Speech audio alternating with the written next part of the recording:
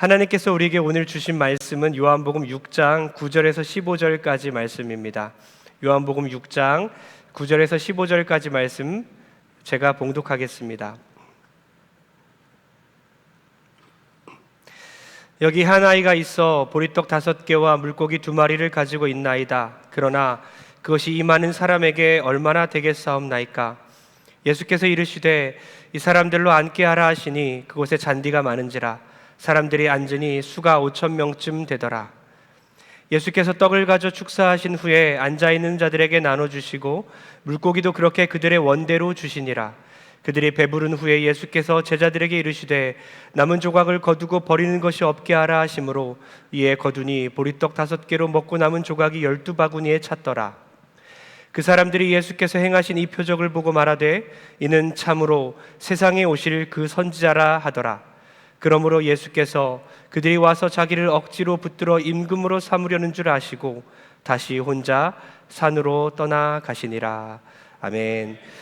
이 시간 생명의 떡이신 예수님, 생명의 떡이신 예수님이란 제목으로 하나님 말씀 전할 때 많은 은혜 받으시길 바랍니다. 오병이어 사건, 오병이어 하면 어떤 것이 떠오릅니까? 오병이어 여러 가지 그 사건을 다 아시죠? 12광주리가 떠올릴 수 있고요, 어린아이의 헌신이 있을 수 있고요, 또 5,000명을 먹이시는 사건들이 있습니다. 이 오병이어의 사건을 통해서 우리는 각자 나름대로 기억을 하는 부분들이 있지만 이 핵심 포인트를 알아야 합니다. 오병이어 사건의 중심 주제는 무엇일까? 어떤 자유주의 신학자들은 이 한 어린아이에게 집중을 합니다. 그 어린아이가 자기의 것을 내어주자 다른 사람들이 감동해서 숨겨놨던 자기 것들을 내어주기 시작해서 다 그것을 나눠 먹고 남은 것이 12광줄이다. 결국 그 어린아이의 나눔에 초점을 맞추고 있어요. 어떤 사람들은 그래요. 그 어린아이의 헌신에 집중하고 있습니다. 저도 좋아하는 찬양인데 오늘만큼은 부르면 안 될 것 같은데요. 오늘 주제곡으로 맞는 것 같지만 핵심 포인트가 아니기 때문에 부를 수 없는 곡이 있는데 뭐냐면 날이 저물어 갈 때, 그죠? 주가 일하시네. 적은 떡과 물고기 내 모든 것을 드릴 때 모두 고백해 여호와 이래. 주가 일하시네, 주가 일하시네. 아끼지 않는 자에게. 이 찬양의 초점이 뭐냐? 바로 아이의 헌신에 초점을 맞추고 있습니다. 그래서 오병이어의 사건의 중심 주제는 뭐냐? 어린아이의 나눔과 헌신이 아니라 누구죠? 바로 예수 그리스도. 예수 그리스도가 그 주인공이고 그 오병이어 사건의 가장 중요한 주제입니다.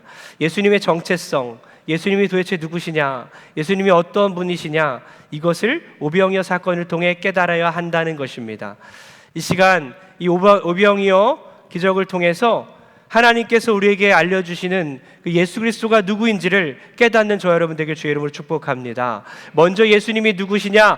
예수님은 우리의 이성을 넘어서 역사하시는 분입니다. 갈릴리에서 많은 군중들이 모여서 예수님을 따랐습니다.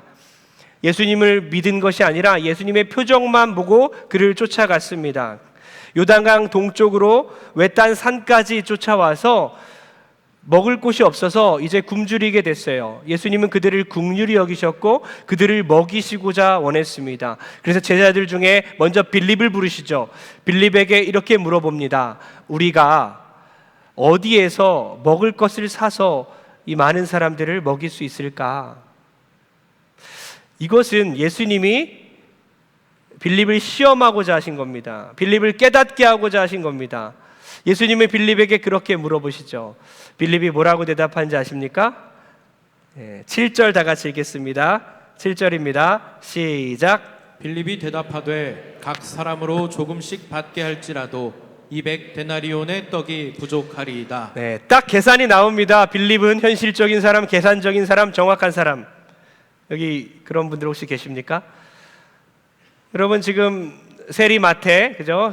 세무원 출신인 마태를 제쳤고 재정부장인 가룟 유다를 지금 제치고 지금 여기 수많은 2만 명 정도에 되는 자들이 사람들을 먹일 수 있는 견적을 뽑아봐라. 예수님은 빌립에게 물어본 것입니다. 빌립은 계산합니다. 그리고 정확히 200데나리온이라고 말합니다. 아주 조금씩 먹었을 때 그 정도 된다는 거죠. 여러분, 그 당시 1데나리온은 오늘날 노동자들의 하루 품삯 정도를 말하는 거예요. 그러니까 한 10만 원이라고 계산했을 때에 약 200데나리온은 약 2천만 원 정도 되는 거죠. 그 정도의 금액이 있어야 이 많은 사람들을 먹일 수 있다라는 것입니다.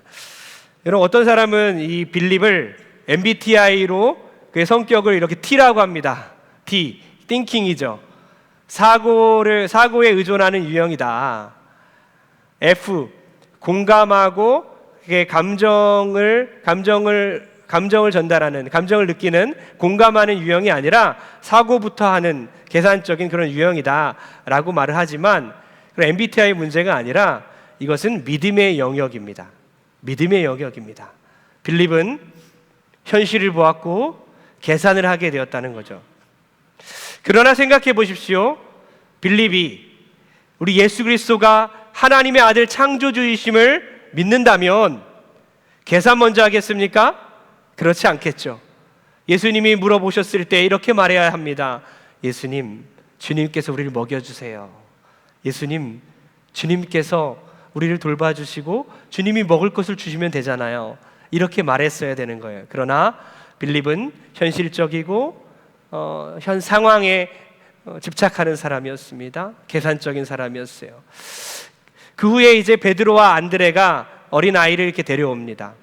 장면이 바뀌고 어린아이를 하나 데려왔습니다. 어린아이가 갖고 있던 그 보리떡 5개와 그리고 물고기 2마리, 이것이 오병이어 아닙니까? 이것을 가져왔어요. 그림 한번 보여주세요. 보잘것없는 빵과 물고기를 말하고 있습니다. 그 당시에 가장 가난한 사람들이 먹었던 그런 보리떡을 말하는 거예요. 그리고 물고기 2마리를 이렇게 가져옵니다. 이 아이를 세우고 이것으로 어떻게 하겠습니까? 라고 예수님에게 이렇게 반문을 하는 것입니다. 그런데 이 오병이어로 무언가 해주십시오, 예수님을 의지하는 것이 아니라 불가능합니다 라는 것을 강조하기 위해서 이것을 보여준 것입니다. 예를 들어 우리 집에 지금 1,000만 원이 당장 필요한데 지갑을 열어보니까 1,000원밖에 없더라. 이 1,000원으로 뭐해? 이 1,000원으로 뭐해? 이런 의미입니다. 이 오병이어로 뭐해? 이런 거예요. 이렇게 빌립은 계산적이었고 베드로와 안드레는 불가능성을 말했다는 것입니다. 그러나 예수님은 어떤 분이십니까? 예수님은 계산을 넘어서 일하시는 분입니다. 불가능한 것을 가능케 하시는 분이십니다. 우리는 너무나도 잘 알지요. 우리가 계산하는 만큼, 계산적으로 사는 만큼 하나님은 그만큼만 보여주실 것입니다. 그러나 우리의 한계를 넘어서고 우리의 계산을 넘어서고 우리의 이성을 넘어서서 하나님을 의지하는 순간 그 이성을 넘어서서 역사하시는 하나님이 믿음의 눈으로 보일 줄 믿습니다. 여러분 어떤 분입니까? 만일 여러분을 예수님께서 똑같은 현장 가운데 여러분에게 질문하신다면 여러분은 뭐라고 답하시겠습니까? 이 수많은 사람들을 우리가 어떻게 어디서 먹일 수 있을까? 여러분은 빌립처럼 계산하시겠습니까? 이 정도의 돈이 필요한데요. 아니면 베드로와 안드레처럼 불가능합니다. 할 수 없는 거죠. 이거밖에 없는데요. 그렇게 말하시겠습니까? 사랑하는 성도님들, 우리 인생 가운데 이런 문제가 많이 닥쳐옵니다. 계산해야 합니다. 현실을 바라봐야 합니다. 그 너머에 계신 하나님을 보기 전에 우리는 먼저 상황 파악부터 한다는 것이죠. 그러나 그 문제를 넘어서서 역사하시는 하나님을 주목하는 여러분 되길 주의 이름으로 축복합니다. 예수님이 일하시기 시작했어요. 이제 예수님이 시험이 끝났습니다. 시험이 끝나고 이제 예수님은 일하기 시작하는데요. 10절 다 같이 읽겠습니다. 10절입니다. 시작. 예수께서 이르시되 이 사람들로 앉게 하라 하시니 그곳에 잔디가 많은지라 사람들이 앉으니 수가 5,000명쯤 되더라. 아멘. 사람이라고 적혀 있습니다. 이 사람은 안드로포스, 그냥 일반 사람이 아니라 아네르라는 단어를 써서 장정을 말하는 거예요. 성인 남자 15,000명이 되었더라. 즉 전체가 얼마 정도 되냐?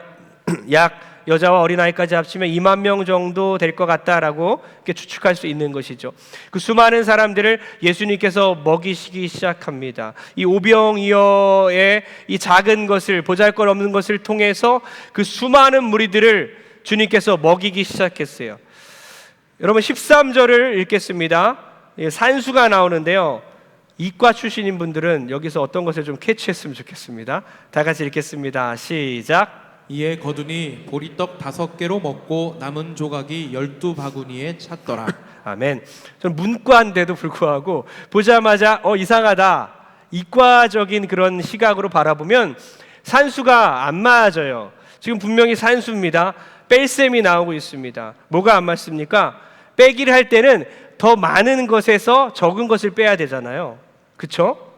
더 많은 것에서 빼야 하는데 지금 오병이어밖에 없다는 거예요. 5개의 떡덩이와 2마리의 물고기밖에 없는데 이것을 나누는 것 자체가 말이 안 되는 것입니다. 나눠주면 안 돼요. 그냥 혼자 먹어야 되는 겁니다. 뺄셈을 하면 안 된다는 것이죠. 또 두 번째 이상한 산수는 뭐냐면요, 나눴어요, 뺐습니다. 그러면 원래 가진 수보다 적어야 되는 거잖아요. 맞잖아요? 적어야 되는데 오늘 말씀을 제가 곰곰이 묵상하니까 야, 이거 뺄셈이 안 맞네. 분명히 가진 것에서 나눠주면 뺐으니까 더 적어야 되는데 오병이어에서 뺐더니 더 많은 게 남았어요. 12광주리가 남았다는 거. 이걸 어떻게 해석할 수 있냐는 거예요. 이걸 어떻게 이것을 이해할 수 있냐 이겁니다. 왜 예수님은 이렇게 산술적으로 계산적으로 맞지 않는 이런 기적을 우리에게 보여주셨겠습니까? 우리의 인생에 수많은 그 믿음의 영역 가운데 계산을 넘어서고 산술적인 그런 사고방식을 넘어서는 일들이 많이 있다는 것입니다. 또 놀라운 것은 뭔지 아십니까? 아까 그 오병이어 5개의 그 빵은요, 빵이죠. 빵은 주식인데 그 빵은 가난한 사람들이 먹는 빵이라고 그랬어요. 그리고 2마리의 물고기는요, 원어로는 우리가 아는 익투스가 아니에요. 익투스가 아니라 옵사리온, 아주 작은 물고기. 익투스 하면 어때요? 좀 큰 물고기 같은 느낌이 오지 않습니까? 우리 언어적인 그런 사고방식으로, 느낌으로 익투스 이러면 큰 물고기 같잖아요. 옵사리온 작잖아요. 그죠? 옵사리온 단어가 적혀 있어요. 작은 물고기를 말하고 있는 거예요. 이런 보잘것없는, 가치 없는 것을 통해서 수많은 가치를 생산해내는 하나님의 능력을 우리가 볼 수 있다는 것입니다. 여러분은 지금 무엇을 바라보고 계십니까? 여러분은 무엇을 주목하고 계십니까? 여러분 현실을 보고 있나요? 여러분 상황을 보고 있습니까? 여러분의 그 처지를 바라보고 있습니까? 현실은 답답합니다. 환경은 막막합니다. 처지는 내 꼴이 참 말이 아닙니다.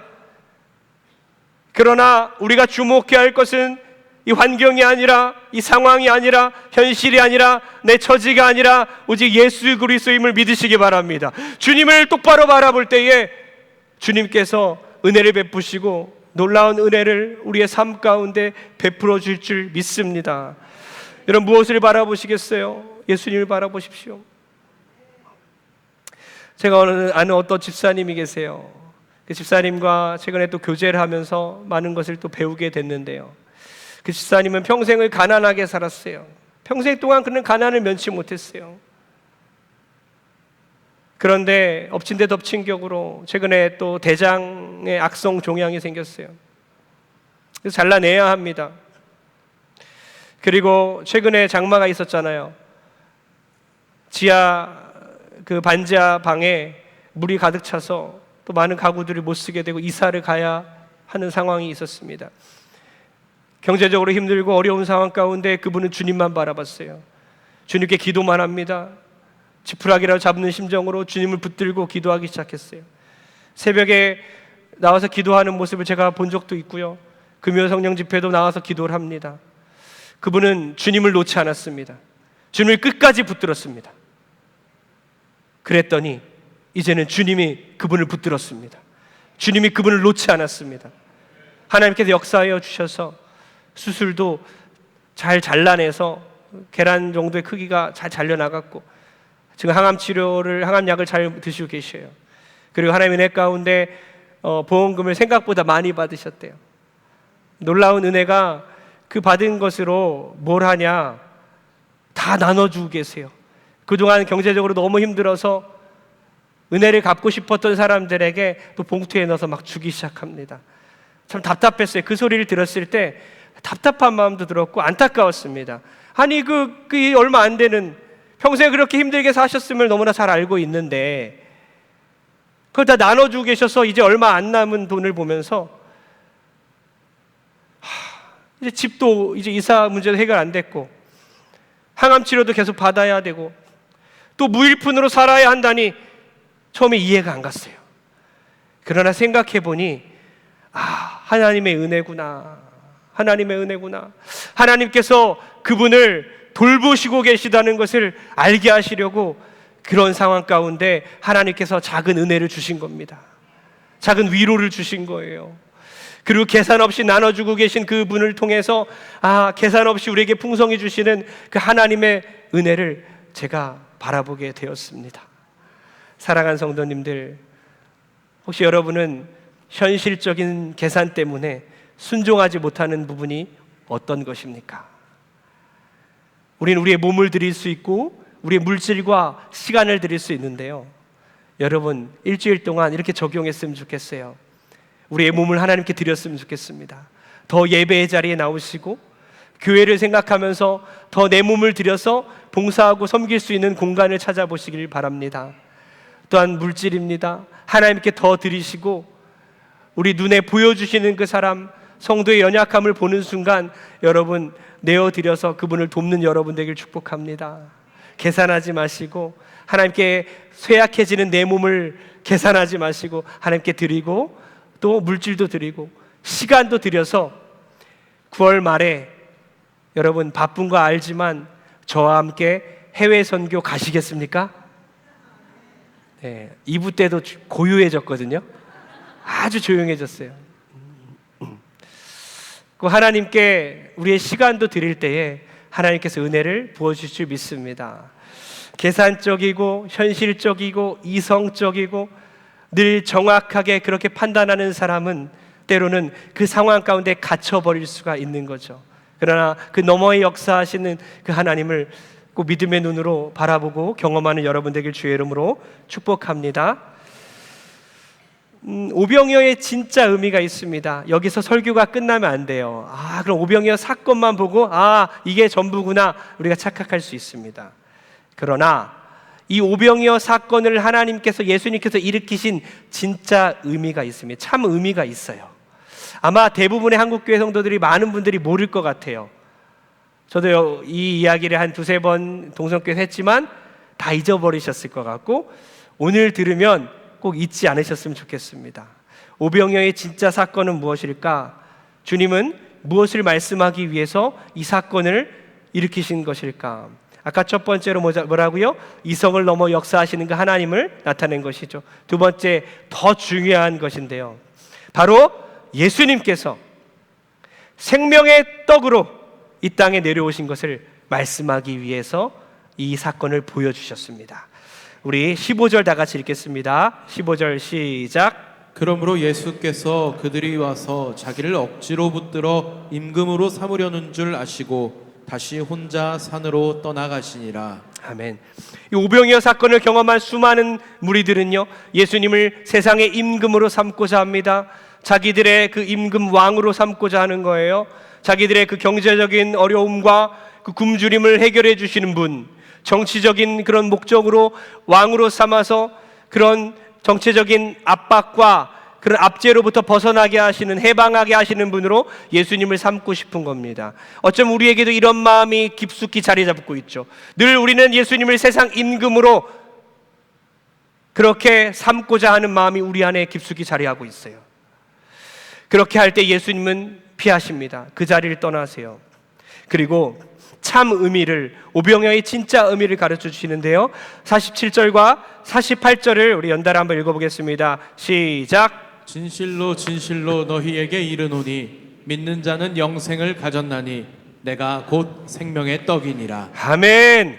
6장 전체를 읽어봐야 오병이어 사건을 진짜 어떤 의미인지 깨닫게 돼요. 오병이어 사건만 읽으면 안 됩니다. 바로 예수님께서 우리를 위해서 생명의 떡으로 오셨다는 것을 말씀하고 계신 거예요. 여러분, 요한복음의 특징이 뭐죠? 에고에이미라는 특징이 있었습니다. 제가 저번에 말씀드렸잖아요. 에고에이미는 뭡니까? 나는 뭐다, 나는 뭐뭐이다 라는 거예요. 예수님의 정체성을 7가지로 말씀하는데요, 그 중에 첫 번째 에고에이미가 지금 등장한 것입니다. 나는 누구다, 나는 생명의 떡이다, 나는 생명의 떡이다, 나를 먹는 자는 다 영원히 산다 라고 말씀하시는 거예요. 그래서 49절에서 51절까지 우리 연달아 읽어보겠습니다. 시작. 너희 조상들은 광야에서 만나를 먹었어도 죽었거니와 이는 하늘에서 내려오는 떡이니 사람으로 하여금 먹고 죽지 아니하게 하는 것이니라. 나는 하늘에서 내려온 살아있는 떡이니 사람이 이 떡을 먹으면 영생하리라. 내가 줄 떡은 곧 세상의 생명을 위한 내 살이니라 하시니라. 아멘. 광야에서 만나를 내려주셨죠. 이스라엘 백성들에게 40년 동안 그들은 만나를 먹었습니다. 하늘에서 내린 것이기 때문에, 사막에 없는 것으로부터 오는 것이기 때문에 그들은 열심히 먹었지만 다음날 또 먹어야 했습니다. 그것은 계속 썩었기 때문이에요. 모아놓으면 썩는 거였어요. 즉 그들은 40년 동안 그것을 먹었고 광야에서 1세대 이스라엘 백성들은 다 죽었습니다. 하늘에서 내려온 이 만나를 먹은 이스라엘 백성들 다 죽었지만 생명의 떡이신 예수님, 바로 예수님을 먹으면, 한 번만 먹으면 영원히 산다라는 것을 말씀하시는 거예요. 이 땅에 우리가 지금 먹고 있는 음식은요, 먹어도 또 굶주리는 거예요. 먹어도 소화가 다 돼버려요. 지금 배고프시잖아요, 그죠? 지금 10분 남았는데 이러면서 배고프시잖아요. 소화 다 된 겁니다. 어제 먹은 게 소화가 다 됐어요. 점심을 먹으면요, 교회에 있으면 왜 이렇게 맨날 배고픈지 4시간만 있으면 4시에 다 회식 가시더라고요. 저녁을 빨리 드세요. 먹으면 또 배고프고, 또 배고픈 게 이 세상 음식이지만 예수 그리스도 생명의 떡으로 우리에게 오신 그분을 믿는 자는, 그분을 먹고 마시는 자는 영생을 얻는 거예요. 평생 동안 굶주리지 않을 줄 믿습니다. 이걸 말씀하고 계신 거죠. 하나 더, 여러분, 이 오병이어의 사건의 그 배경이 어떤 절기입니까? 유월절입니다. 이 오병이어 사건은 사복음서에 다 나와 있어요. 다 나와 있다는 것은 그만큼 중요하다는 겁니다. 마태, 마가, 누가, 요한에 이 사건이 다 기록되어 있기 때문에 그만큼 중요한 겁니다. 그런데 요한복음에만은 특별하게 유월절이란 배경을 그렇게 보여주고 있는 것이죠. 유월절을 통해 우리가 뭘 알 수 있습니까? 유월절이 뭐죠? 애굽에 종살이 하다가 출애굽할 그 당시에 마지막 10번째 재앙을 하나님께서 애굽에 내릴 때에 그 죽음의 재앙, 장자를 죽이는 죽음의 재앙이 고센 땅에 있는 그 이스라엘 백성들이 문설주에 어린 양의 피를 발랐을 때 그 죽음의 재앙이 넘어가지 않습니까? 그래서 구원받지 않습니까? 패스오버, 유월절, 넘어갔다는 뜻입니다. 죽음이 넘어갔다. 구원의 의미입니다. 바로 어린 양의 피 때문에, 예수 그리스도의 십자가의 죽으심 때문에 그것을 믿는 자마다 영생을 얻는다는 것입니다. 그것을 믿는 자마다 구원을 얻는다는 뜻이에요. 그 유월절의 의미 아닙니까? 유월절의 오병이어, 유월절의 오병이어, 어떤 의미겠습니까? 단지 그 2만 명이라는 그 숫자를 보면서 와, 이들을 먹이신 예수님, 그것이 다가 아니라는 거죠. 그들은 또 굶주리고 또 배고프지만 유월절 어린 양으로 오신, 죽기 위해서 이 땅에 오신 예수 그리스도, 살과 피를 나누어 주어서 영생을 우리에게 선물하신 그 생명의 떡이신 예수님을 먹고 마시는 자마다 영원히 산다는 진리를 우리에게 말씀해 주시기 위해서 오병이어 사건을 우리에게 보여주신 건 믿으시기 바랍니다. 생명의 떡으로 우리에게 오신 예수님. 여러분은 예수님을 세상 임금으로 삼고 싶으십니까?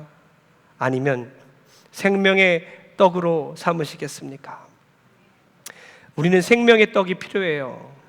이 세상에서는 우리가 참으로 만족을 누릴 수가 없습니다. 이런 이야기가 있어요. 영국에 어떤 집주인이 있었어요. 부유한 사람입니다. 집주인이 2층에서 1층으로 내려가다가 요리사가 이렇게 막 투덜거리는 소리를 들었어요. 5파운드만 있었으면 좋겠다. 막 투덜거리고 있는 거예요. 주인이 그것을 들었어요. 그래서 이제 고민해 봅니다. 어떻게 할까 하다가 5파운드를 꺼내서 그 요리사의 손에 쥐어줬습니다. 너무나 고마워해요. 열렬히 고마워합니다. 막 인사하면 꾸벅꾸벅 하면서 너무 고마워했어요. 그런데 잠시 후에 그 주인의 그림자가 떠나자마자 화가 나서 이렇게 외치기 시작했어요. 10파운드로 필요하다고 말할 걸. 그 5파운드에 만족할 수 없는 사람, 우리도 똑같다는 거죠. 부유하다고 더 행복한 것 같습니까? 더 부족해요. 더 모자랍니다. 만족이 없는 인생이에요. 그래서 어플루엔자라는 말이 생기지 않았습니까? 어플루언스라는 그 풍부함이라는 단어와 인플루엔자, 독감이라는 걸 붙였잖아요. 어플루엔자 뭡니까? 부자병이라는 겁니다. 부자병, 부유함의 병. 부유해도 더 힘들다는 거죠. 더 낙심하게 되고 무기력하게 되고 더 중독에 빠지고 쇼핑 중독하고 더 마음은 허해지고 그렇게 더 힘든 인생을 살아가게 되는 그 부유한 인생을 말하고 있는 거예요. 여러분, 참 만족이 정말 이 세상 가운데 있을 것 같습니까? 그렇지 않아요. 세상 반대편에서는 지금도 한 끼도 못 먹는 자들, 굶주린 자들이 많이 있습니다. 작년에 갔었던 그 필리핀의 하오빌 거지마을만 이번에 아마 또 가게 되지 않겠습니까? 원주민 마을에 갈 수도 있겠지만 그 가난한 사람들을 보면서 우리가 어떤 것을 느꼈습니까? 작년에 18명 정도 저와 지태훈 목사님과 선교팀과 다 같이 갔어요. 하오빌 마을에 들어갔습니다. 아무것도 없는 그런 땅바닥에서 벽돌 위에다 소틀을 올리고 불을 만들고 아궁이를 만들어서 요리를 하기 시작해요. 3시간 정도 막 땀을 흘리고 눈물도 나고 연기를 먹으면서 그렇게 요리를 하고 100명 이상을 먹이는데 애들이 쭉 줄지어 있습니다. 그걸 나눠 먹입니다. 나중에 박박 긁게 돼요. 그때 참 마음이 아팠습니다. 아이들은 여전히 줄 서 있는데 어떡하지? 큰일 났다. 이제 끝나는데 쟤 못 먹으면 어떡하지? 하나같이 그런 마음이었어요. 그런데 문득 이런 생각이 드는 거예요. 그 아이들은 그 음식을 먹어도 내일 또 배고플 텐데, 늘 이 가난을 면치 못할 텐데, 또 굶주려 있고 또 굶주려 있을 텐데, 필리핀은 휴지가 없는 집도 아직도 너무나 많다고 해요. 밥을 못 먹고 사는 사람도 너무 많습니다. 그러나 그때 이런 마음이 주시는 거예요. 이들이 예수 그리스도를 믿으면, 예수님을 믿으면 영원히 살 텐데, 영생을 얻을 텐데, 생명의 떡이신 그 예수 그리스도를 믿는 자마다 굶주리지 아니하고 영생을 얻게 될 줄 믿습니다. 그런 은혜가 우리에게 이미 임했고 이제 우리 주변에 있는 많은 사람들에게 그 은혜를 끼치는 저 여러분 되길 주의 이름으로 축복합니다. 그래서 우리 이렇게 적용하고 결론을 내리려 합니다. 우리 식사기도 때마다 이렇게 기도했으면 좋겠어요. 하나님, 지금 내가 이 먹는 것은 이것을 먹고 또 배고플 것입니다. 다 소화될 것입니다. 그러나 생명의 떡이신 예수님을 내가 먹고 마셨으니 영원히 배고프지 않을 줄 믿습니다. 나에게 영생을 주신 하나님 감사합니다 하면서 식사 때마다 일주일 동안 적용하는 겁니다. 식사 때마다, 음식을 입에 넣을 때마다 생명의 떡이신 우리 예수 그리스도를 한 번 더 생각하는 저 여러분 되게 주의 이름으로 축복합니다.